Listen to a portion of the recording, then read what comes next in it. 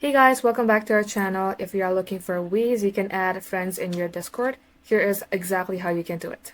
First of all, get logged into your Discord account via a web browser, or you can also do it within your Discord application.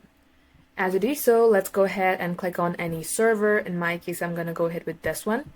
Now, in order to add friends, all you have to do is click onto the name here, and it will show you this button that says Add Friend. All you have to do is click on this Add Friend button. Now, if you are not member of any server where you can see people, you can also search for their username. For that, you have to click on direct messages. You will see friends, all, and add friend. You have to click on add friend. Simply type in the name here, then search. And as you can see that I have typed the username of a Discord user, and then now the friend request has been successfully sent. If the person accepts your friend request, you guys will be friends. If it's on pending, you will see it on pending right here. Just like so, this is how you can do it.